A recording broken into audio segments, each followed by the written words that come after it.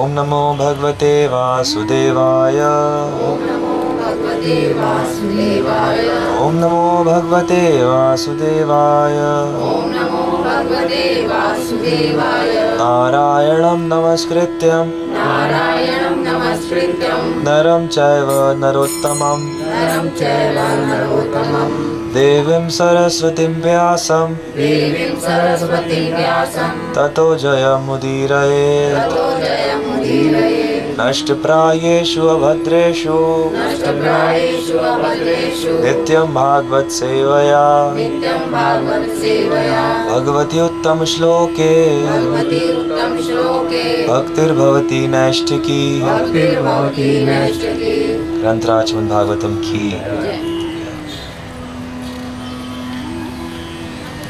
तो हम लोग हैं स्कंद 4 अध्याय 7 श्लोक संख्या 48। मैत्रेय उवाच। श्री मैत्रेय मुनि ने कहा। इति इस प्रकार दक्षः दक्ष कवि चेतना के परिशुद्ध हो जाने पर यज्ञम यज्ञ भद्र हे विदुर रुद्र अभिमर्शितम वीरभद्र द्वारा विध्वंसित कीर्त्यमाने महिमा का वर्णन किए जाने पर ऋषिकेशे भगवान श्री विष्णु सन्निन्ये पुनः प्रारंभ करने की व्यवस्था की। यज्ञ भावने यज्ञ कारक्षक। इति दक्षः कविर्यज्ञम् भद्र रुद्राभिमर्शितम् कीर्त्यमाने ऋषिकेशे सन्निन्ये यज्ञ भावने। श्री मैत्रेय मुनि ने कहा, वहां पर उपस्थित सबके द्वारा श्री विष्णु की स्तुति किए जाने पर राजा दक्ष ने अंतःकरण शुद्ध हो जाने से पुनः यज्ञ प्रारंभ किए जाने की व्यवस्था की, जिसे शिव के अनुचरों ने ध्वंस कर दिया था। भगवान विष्णु स्वेन अपने से भागेन अंश से सर्व आत्मा समस्त जीवात्माओं के परमात्मा सर्वभाग भुक्त समस्त यज्ञों के फल के भोक्ता दक्षम दक्ष बभाषे कहा आभाष्य संबोधित करके प्रियमाणः प्रसन्न इव सदृश अनघ हे पाप रहित भगवान स्वेन भागेन सर्वात्मा सर्वभाग भुक्त दक्षं बभाष आभाष्य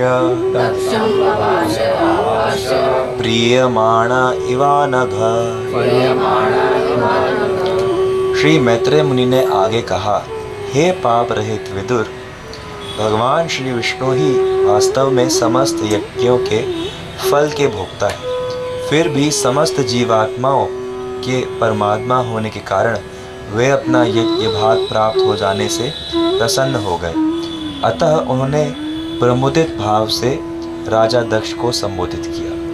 तात्पर्य, श्रीमद् भगवत गीता 4:29 में कहा गया है 5:29 में कहा गया है, भोक्तारम यज्ञ तपसाम सर्वलोकम महेश्वरम। भगवान श्री विष्णु अथवा भगवान श्री कृष्ण यज्ञ तथा तपस्या के समस्त फलों के परम भोक्ता है। इनमें से कोई भी अपने आप को चाहे जिसमें प्रवृत्त करे, अंतिम लक्ष्य तो श्री विष्णु ही होते हैं। यदि कोई यह नहीं जानता तो वह पथच्युत है। परम भगवान होने के कारण श्री विष्णु को किसी से कुछ नहीं चाहिए। वे आत्मतुष्ट आत्मनिर्भर हैं। किंतु वे यज्ञ की भेंट इसलिए स्वीकार करते हैं क्योंकि वे समस्त जीवों के प्रति मैत्री भाव रखने वाले हैं। जब उन्हें उनका यज्ञ भाव प्राप्त हो गया तो वे अत्यंत प्रसन्न दिखे। श्रीमद् भगवद गीता में कहा गया है, पत्रम पुष्पम फलम तोयम यो में भक्त्या प्रयच्छति। यदि कोई भक्त श्री भगवान को केवल पत्र पुष्प या जल अर्पित करता है और यदि यह प्रेम और श्रद्धा के साथ अर्पित किया जाता है तो श्री भगवान उसे स्वीकार करते हैं और प्रसन्न हो जाते हैं। यद्यपि वे आत्मनिर्भर हैं और उन्हें किसी से कुछ नहीं चाहिए, किंतु वे ऐसी भेंट स्वीकार करते हैं क्योंकि परमात्मा होने के कारण समस्त जीवात्माओं के प्रति उनका मैत्री भाव रहता है। दूसरी बात यह है कि वे किसी दूसरे के भाग को नहीं लेते। यज्ञ में शिव, ब्रह्मा तथा अन्य देवताओं का भाग होता है और भगवान विष्णु का भी एक भाग होता है। वे अपने भाग से ही संतुष्ट रहते हैं और किसी अन्य का भाग नहीं लेते। अप्रत्यक्ष रूप में उन्होंने राजा दक्ष को यह बता दिया कि वे शिव का भाग उन्हें ना दिए जाने से संतुष्ट नहीं थे। श्री मैत्रेय मुनि ने विदुर को पापहीन कहा है क्योंकि विदुर शुद्ध वैष्णव थे और उन्होंने किसी भी देवता के प्रति कोई अपराध नहीं किया था। यद्यपि वैष्णव श्री विष्णु को ही सर्वोपरि मानते हैं, किंतु वे अन्य देवताओं का अपमान नहीं करते। वे देवताओं का समुचित आदर करते हैं। वैष्णव जन भगवान शिव को सर्वश्रेष्ठ वैष्णव मानते हैं। वैष्णवों के द्वारा किसी भी देवता के अपमानित होने की संभावना नहीं रहती और देवता भी वैष्णवों से प्रसन्न रहते हैं क्योंकि वे भगवान श्री विष्णु के दोष रहित भक्त होते हैं।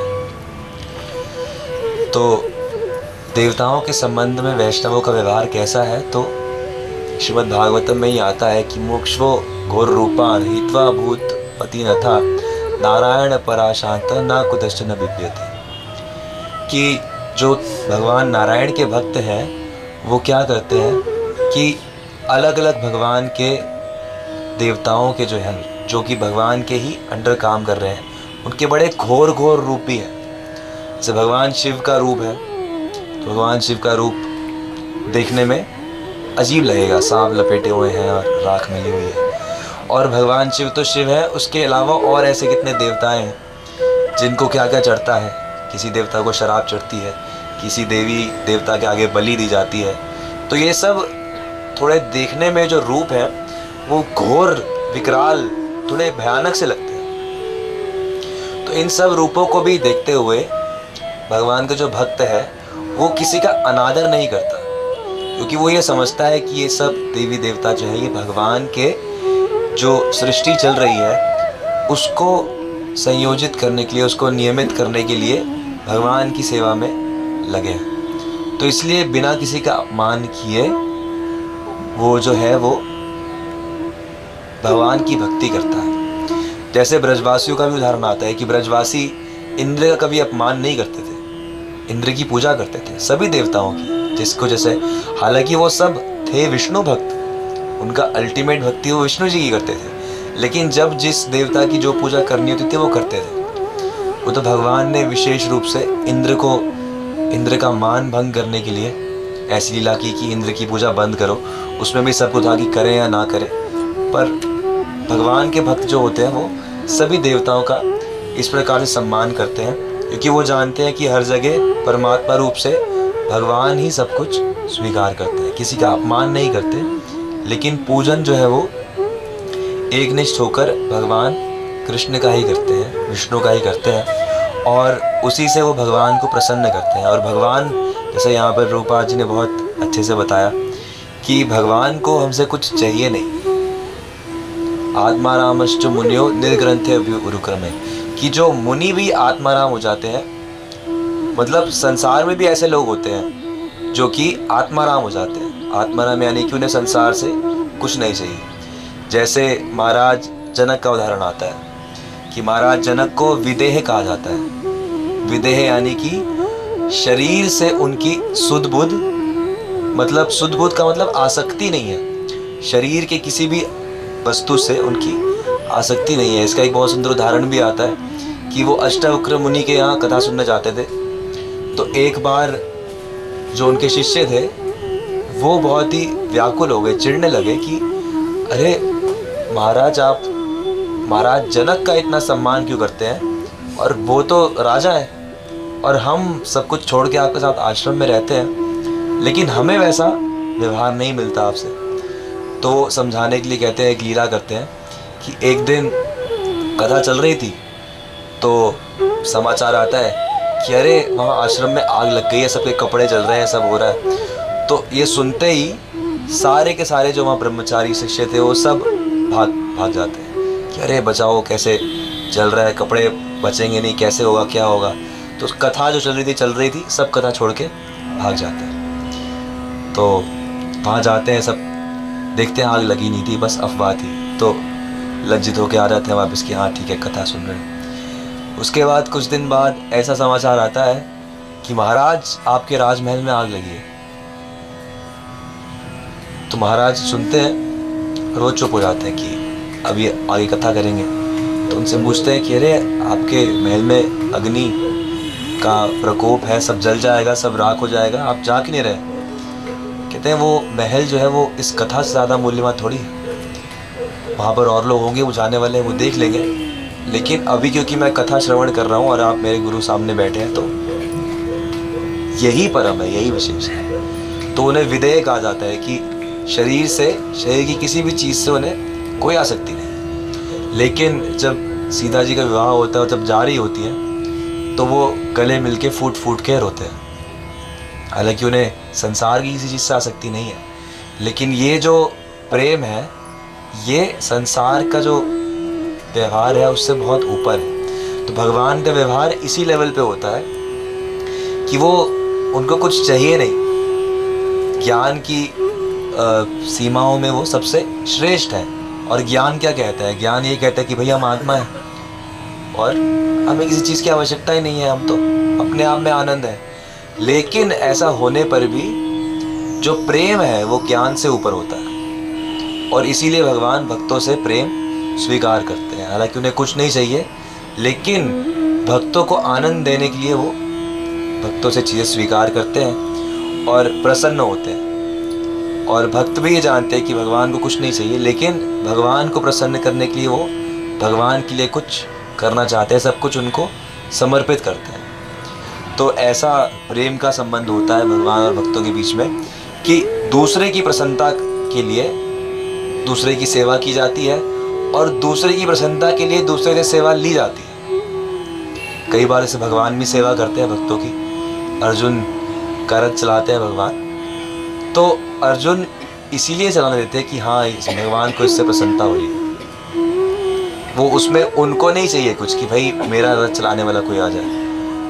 ये भक्तों के अंदर और भगवान के अंदर भाव होता है, और इसी भावना से सेवा का आदान प्रदान होता है कि कोई सेवा करे तो भी इस भावना से कि सामने वाला प्रसन्न हो, इससे नहीं कि मुझे कुछ मिलेगा। और कोई सेवा ले, कई बार सेवा लेनी भी पड़ती है भक्तों को, तो कई बार देखा जाता है कि बड़ा संकोच होता है कि नहीं हम कैसे ले। तो भक्तों के प्रसन्नता के लिए ही भक्तों से सेवा कई बार लेनी पड़ती है। तो लेनी ऐसा व्यवहार भक्तों का और भगवान का और भक्तों का आपस में होता है।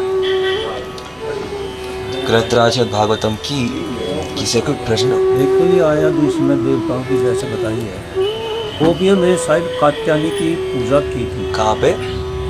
कार्तिक मास में शायद गोपियों ने शायद कुछ मेरे को अच्छा कात्यायनी पूजा, हाँ कात्यायनी की पूजा कार्तिक के बाद शुरू होती है वो। कार्तिक के बाद शुरू होता है। तो वो पूजा में उनका क्या महत्व था कि उन्होंने कात्यायनी की पूजा करनी शुरू की? कि यही था कि भगवान कृष्ण से हमारी मदद हो, उसके अंदर भगवान कृष्ण हमें पति रूप में मिल जाए। तो सभी जो गोपियाँ थी वो श्री कृष्ण को पति रूप में चाहती थी, और ऐसा कहा जाता है कि सुंदर वर या सुंदर वधू के लिए शिव या पार्वती की उपासना की जाती है। तो इसी भावना से उन्होंने माँ कात्यायनी की उपासना की कि हमें भगवान कृष्ण पति रूप में मिले। तो ऐसा होता है, कई बार भक्त लोग करते हैं, क्योंकि गोपियों के लिए कृष्ण भगवान नहीं है ना, उनके लिए तो उससे भी विशेष वो उनके प्रियतम है। तो प्रेम भगवान के लिए उनमें वैसे ही अंदर से ही इतना ज़्यादा है, तो बस उनको प्राप्त करने के लिए वो एक ऐसा करती है व्रत। दूसरा ये था, कल मैं सुन रहा था उसमें यूट्यूब पे सार्वभौम से बता रहे थे कि 81 के दिन यदि कोई श्राद्ध है तो नहीं करना है, उसमें 3 को पाप लगता है। पहला तो बनाने वाले का कि जो श्राद्ध बनाता है उन्होंने इतना भी कहा कि नरक के भागी बनेंगे, जिसने बनाया है वो, और जो फिर जो खिला रहा है वो, और जो खा रहा है पंडित जी उसको भी नहीं लेना चाहिए। तो इसका बड़ा इतना बड़ा मतलब कि उन्होंने चढ़ा बढ़ा के बात बताई। कोई वैष्णव तो है वो, कोई साधारण तो है नहीं कि 81 के दिन कोई भी अगर इस तरह का काम करता है तो नरक का भागी है। उसके तो बोला पितर भी नरक में जाएंगे। तो ऐसा क्यों महत्व दिया उन्होंने इस बात का? ताकि भक्त लोग समझें कि ये मेनली भक्त लोगों के लिए है, कि सामान्य लोग तो सुनेंगे ही नहीं। तो एकादशी के दिन ना किया जाए उसी श्राद्ध को द्वादशी के दिन, द्वादशी के दिन करना चाहिए। उन्होंने साफ मना करा कि एकादशी के दिन श्राद्ध करना क्योंकि एकादशी के दिन अन्न में पाप का जब वास है तो उसको खाना खिलाना जो है वो, अगर बाई में कोई अगर जो एकादशी वाला ही प्रसाद बनाए तो उसमें कोई महत्व है ये। तो फलाहार तो है ही ना, फलाहार तो कर ही सकते हैं, करवा सकते हैं, फलाहार तो कर सकते हैं, करवा उन्होंने सकते तो ये तो यूट्यूब पर ये तो पूछ नहीं सकते भाई एकादशी में वाला सामान हो। बस उन्होंने स्पेशल यही बोलिया कि आप द्वादशी के दिन करो, एकादशी के दिन कुछ करो ही मत। हैं। हाँ, अब क्योंकि कई सारे बार ऐसा होता है कि कुछ ब्राह्मण होते हैं जो नहीं रखते एकादशी व्रत, तो वो उनको श्राद्ध के लिए कोई इनवाइट करे तो वो कहेंगे कि भाई अरे हमें श्राद्ध की, क्योंकि श्राद्ध का ये भी नियम होता है कि जब श्राद्ध के लिए ब्राह्मण को बुलाओ तो उसे भरपेट खिलाना होता है, उसकी इच्छा अनुसार खिलाना होता है। अब अगर वो ब्राह्मण नहीं रखता एकादशी तो कैसे आप उसको ठीक से सेवा करेंगे? तो इसलिए भी ये सब कारण है कि और प्रभु जी जो कर रहे हैं पहले से वो क्या करें? एकादशी के दिन तो शिफ्ट कर दे, द्वादशी के दिन शुरू करें। तो 5 साल से कर ही रहे हैं। हाँ, तो उसको बंद करके अगली बार से द्वादशी के दिन शुरू करें। जो बड़े नहीं मान रहे नहीं, बड़े आप कर रहे हो कि बड़े कर रहे हैं? तो अब बात तो उन्हीं की सुनेगा तो मुझे सुननी पड़ेगी ना, मुझे ससुर की वो कह रहे हैं कि करना है। नहीं, अगर आपका ससुर है तो आप किनका श्राद्ध कर रहे हो? तो सास हाँ सास हाँ, तो आप इनको ऐसा करिए कि पंडित जी ने बोला है ऐसे कि एकादशी के दिन नहीं, हमें द्वादशी के दिन करवाया करिए। वो तो मांग समक के चावल की खीर नहीं बनाई थी, खाना सब प्रॉपर बनाया। हाँ, तो उनको तो सामक तो फलाहार खिलाया था। नहीं, सब्जी सब्जी बनाया। हाँ, तो अब उनको बोलिए कि अपने बड़ों को बोल दीजिए, पता है कि चावल की बनेगी नहीं तो इसको बड़ों को बोल दीजिए कि भाई पंडित जी ने हमें बोला कि हम द्वादशी की एकादशी पे नहीं ले रहे, द्वादशी पे लेंगे। और फिर जैसे ये है कि जॉइंट फैमिली में साथ में रह रहे हैं, नहीं रहते तो अलग ही है, ऐसे बोल दीजिए। लेकिन जैसे कि 5 साल से कर रहे हैं तो अब जैसे एकादशी करेंगे फिर द्वादशी करेंगे, तो जैसे फिर कोई कह रहा है कि जैसे पितृ तुम्हारे एकादशी को लेने आता है। नहीं नहीं, ऐसा कुछ नहीं होता, ऐसा कुछ नहीं होता, ऐसा श्राद्ध कुछ नहीं में होता। किसी दिन कोई दिन छूट भी जाता है तो उसके किसी भी निमित्त दिन, किसी दिन भी दे सकते हो। किसी भी दिन छूट जाए तो हम अब तो अमावस्या को कर लो, ऐसा भी होता है। किसी दिन छूट जाए तो अमावस्या को, किन लोगों को नहीं पता होता भाई किस दिन गए थे तो अमावस्या को, तो हर दिन। वैसे तो कई लोग तो हर रोज भी करते हैं, तर्पण रोज करते हैं, सब करते हैं। तो इसमें ये नहीं होता कि भाई इस दिन है तो इस दिन होगा, इस दिन है, इतना हार्ड एंड फास्ट नहीं होता भाई। अगर जो ब्राह्मण आए हैं वो फलाहार से संतुष्ट है तो कर दो, अगर नहीं होते फलाहार से संतुष्ट तो फिर द्वादशी को कर। मेरी मगर का जो है कल का था एकादशी को पड़ता है तो कुबरान से फलाहार कर दी पूरी। ठीक है, अगर वो ब्राह्मण संतुष्ट है फलाहार तो बस फिर ठीक है, फिर उसमें कोई दिक्कत नहीं। तो ये सब चीज़ें सेकेंडरी हैं, ये भी समझना है। असली चीज़ ये है कि भगवान से प्रेम हो और भगवान का स्मरण रहे। सारी चीज़ें ये जो करनी है ये किस लिए करनी है? भगवान की प्रसन्नता के लिए। तो जब भगवान की प्रसन्नता के लिए की जाती है तो फल इसका अल्टीमेटली भगवान को दिया जाता है, और यही उनसे प्रार्थना की जाती है कि हमारा मन आप में लगे जाए, हमारे मन में आप आ जाए। मम मन मंदिर रहो निषिदिना, मम मन मंदिर रहो निषिदिना। श्री कृष्ण मुरारी, श्री कृष्ण मुरारी,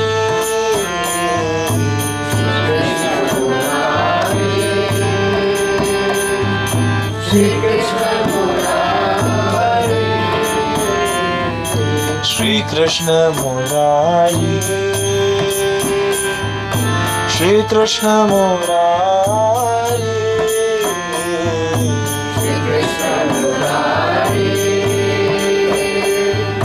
श्री कृष्ण मुरारी।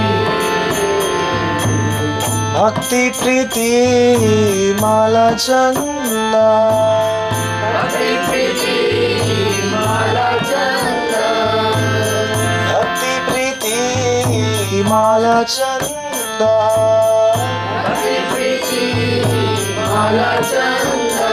तुम्हें दियो है दियो चित नंदन, तुम्हें दियो है दियो चित्तनंदन। जीवन मरण तर पूजा निवेदन, जीवन मरण तोर पूजा निवेदन, जीवन मरण तर पूजा निवेदन। जीवन मरण तोर पूजा निवेदन। सुंदर है मनहारी, सुंदर है मनहारी, सुंदर है मनहारी, सुंदर है मनहारी। मम मन मंदिरे रहो निषेधना,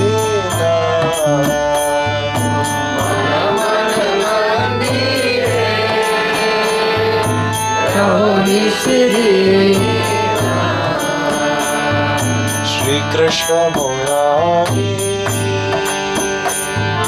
श्री कृष्ण मुरारी, श्री कृष्ण मुरारी, श्री कृष्ण मुरारी। ऐसो नंद कुमार नंद कुमार, नंद कुमार नंद कुमार, ऐसो नंद कुमार नंद कुमार, नंद कुमार नंद कुमार। हमें प्रेम प्रदीप आरती तोमार, प्रेम प्रदीप आरती तोमार, प्रेम प्रदीप आरती तोमार। प्रेम प्रदीप आरती तोमार। नयन जमुना झरया निवार, नयन जमुना झरया निवार, नयन जमुना झरया निवार। नयन जमुना झरया निवार। तुम्हारे विरह गिरधारी, तुम्हारे विरह गिरधारी, तुम्हारे विरह गिरधारी, तुम्हारे विरह गिरधारी। वंदन गाले तबे बचुक जीवाना, वंदन गणे तबे भजुक जीवाना। कृष्ण मुरारी, श्री कृष्ण मुरारी,